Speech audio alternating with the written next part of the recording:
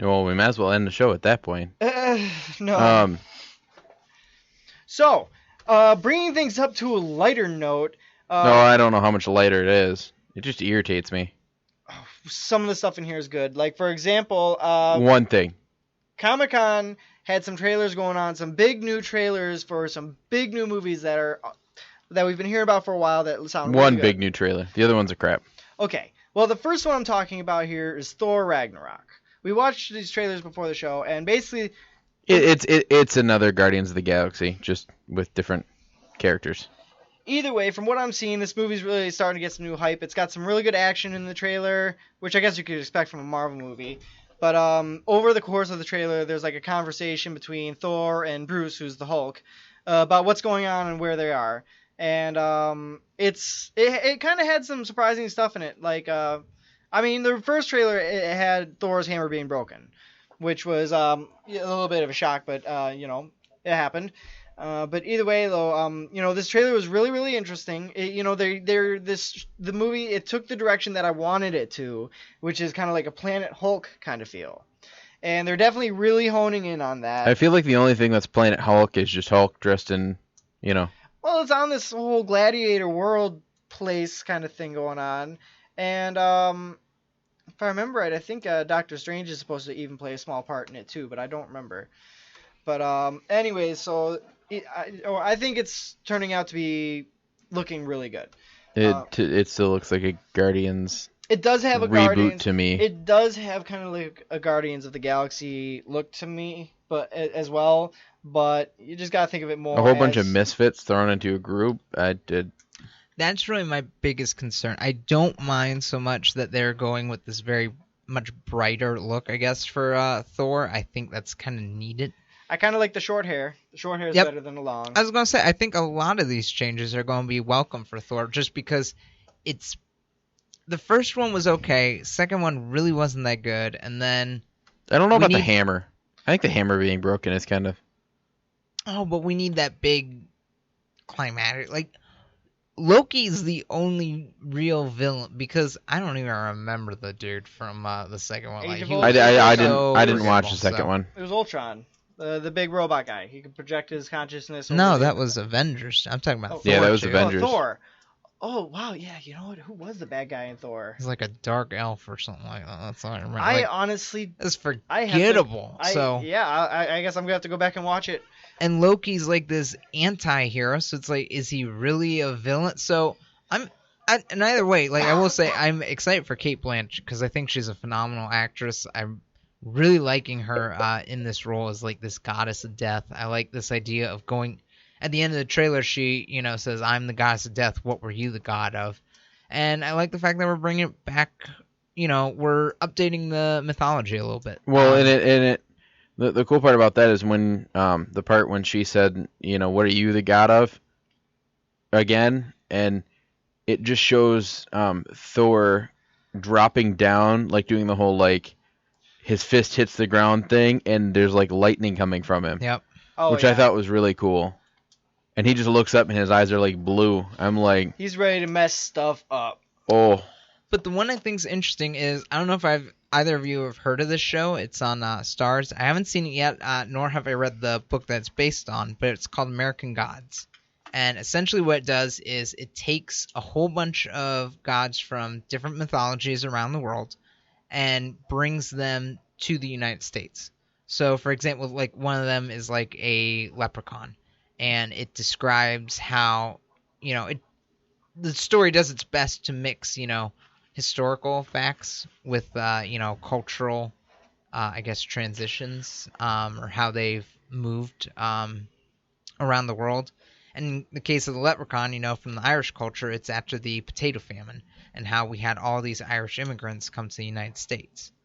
So it's kind of explaining things that way, but the premise is that these gods are in a war with new gods, gods like god of technology or internet and such, and they're trying to, stop people from believing in the old gods. That way, the new gods become more powerful. Wow, this sounds... So, it's a really intellectual show from what I hear of. Like I said, it's supposed to be really good, but I think that's what I like about this Thor idea. It's updating, old mythology for a modern audience. And it's kind of like it's kind of the same concept of what I've been saying about James Bond. Okay, so you go back to some of the older ones, and you've got I'm trying to remember some of their names. My two favorites, which I can never remember their names. I just know because Pierce Brosnan was the one that was when I was a kid, and he's not really one of my favorites. I thought he played his acting was good. His storylines were just crap, and it was just faulty writing. But you had what was their name? Sean Connery? Yeah, Sean Connery was one of my favorites. That's what I was thinking. And then there was another one. Man, who was he? Is he one of the old ones or one of the new ones? One of the old ones. There was two. Was it Alan Moore? No, that's a comic book you were writer. close. So I could swear there was a Moore. Roger Moore. Okay, so So those two are my favorites, and they were pretty much the ones. If you go back and look at some of the movies, they were pretty much the one that took over the James Bond franchise. But if you look at them, I mean, there was one movie when they literally just gave him a bunch of gadgets, and he would maybe use one twice. There would be one that he'd never used at all. There'd be one that he used, could only use one, like an exploding pen or something. But then, so there was, they did have gadgets, but the forefront was the skill that James Bond had himself. Yeah. How skillful he was. We jump forward to Pierce Brosnan, and it was literally, he'd be given 5 gadgets, he would use all 5, and all the gadgets would be for a specific purpose.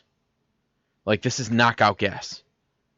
And there would only be one person in the entire movie he would have to knock out. You know what I mean? Mm-hmm. Whereas I feel like in the old one, they'd give him like 5 of those canisters, and he'd be like, huh. And, he'd use it several times.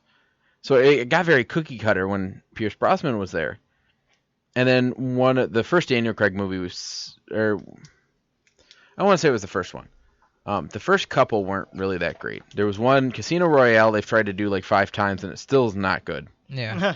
And then I never saw Quantum of Solace. That was one I always wanted to see. But when you got to, what was the one he just did? Spectre was the new Spectre? one. Not Spectre, before that. Skyfall? Skyfall, you jumped to that one, and they literally got back to the roots of James Bond. They gave him a gun and a tracking device. That was it. Nothing more. I mean, yeah, the gun was, fitted to his palm print, so he could shoot it. But other than that, that was it. They gave him a gun and a tracker, and they let him go. Those were the only 2 gadgets he had, and now they're kind of bringing back the fact of like, hey, he's a very skilled person. He doesn't need gadgets. Mm-hmm. I mean, they could have given him a normal gun. I feel like sometimes just having him be the only one shoot it was kind of for comic relief. Because at one point somebody picked it up and tried to shoot it and it just didn't do anything. Yeah. But that's kind of the same thing. Thor, I feel like they got to the point where they very much relied on him having a hammer for him to do anything. And so the fact that it's breaking, and it's kind of like, people are questioning, like, what are you the god of again? And it's kind of... I'm kind of excited to see... But you know what I'm talking about? It's kind of bringing you back to his... somewhat of his roots. I was gonna say, I think I see what you mean, because you're right. It's like he's had the hammer, and he sort of summons lightning, but that's all we really see his hammer. for. His hammer thumb is the one that summons the lightning. Yeah, he never does it by himself. But my point being, like, we don't often see Thor in the context of the fact that he is a god. Like, this is the world that he belongs in. It's what's almost going like on there. It's almost like he's immortal with a godly hammer. Yeah. It's kind of like James Bond with all the gadgets. It's you kind of strip him down to a bare character. What is he? And that's kind of what I like. Like I said, I love Skyfall for that, because they literally just stripped him down and said, here's a gun, here's a tracker, go. Yeah. I'm definitely really excited to see, the character that we see created out of Thor by the act of losing his hammer. I'm curious. I'm really curious to see what his character becomes. His I love the comedy though. Yes. There was like really he's like, you've missed a lot. He said, first off, my hammer's gone. That was kind of recent. Yeah, that was that's it still kind of fresh. still hurts. So he's making One thing that really caught me off guard with this trailer, and I'm not sure how I feel about it yet, but I think I'm more in the direction of liking it, is that Bruce Banner has enough control over the Hulk now to communicate a little bit when he's in Hulk form. Yeah. Like, No, right- he right didn't at the- communicate.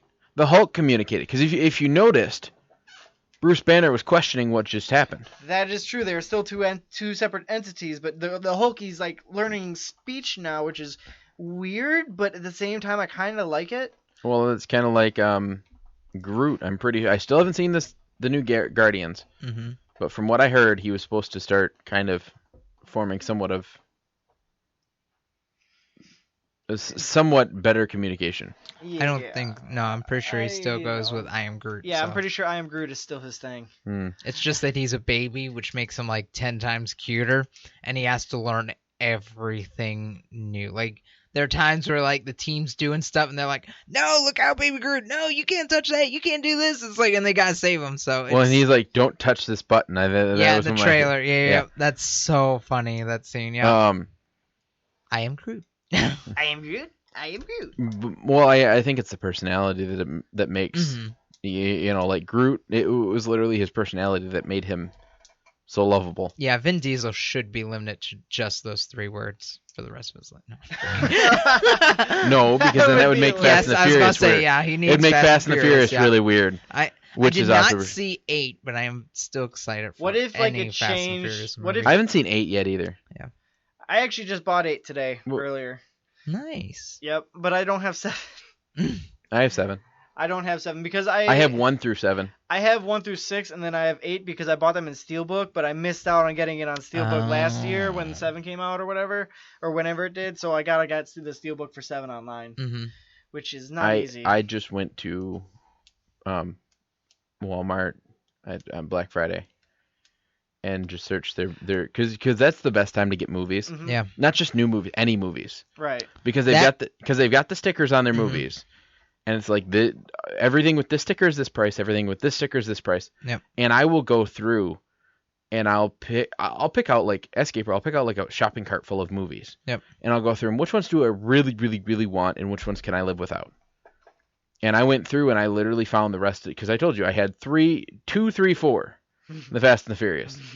It took me ever to find one, and this was actually that year. I went a couple days after, and I ended up finishing out my Harry Potter series, finishing Yep. out my Fast and the Furious series. I remember that, yeah. And getting a couple other, I think I got the Hangovers and whatnot. It's nice to knock it all out at once, you know. Mhm. That's kind of what I did. I got Fast and Furious 8 today. I'm hunting online to find myself Fast and Furious 7 for the Steelbook, because the Steelbook, it's kind of like a collectible thing, Right. and I want to get that. But it's right now the cheapest I can find it is like $99 because it's a collectible, and the new one just came out and stuff like that. I don't know, so I'm gonna have to watch it. But I just went on an ordering spree actually. I just bought a cheap game earlier, and I bought 2 other cheap games online like the other day. I need to stop myself. I'm going on like a spending spree, and it's not good. You know what else is not good? What? Justice League? Justice League. You know what? I'm not going to see it. I am. I won't go and see it. I am going to see it, and I'm going to tell you all about Why? Aquaman. And I'm going to tell you Why? all about Aquaman. Why? What is it's not even really the Justice League. And then I'm going to make up some phony baloney. Because the whole premise of the Justice League is, okay.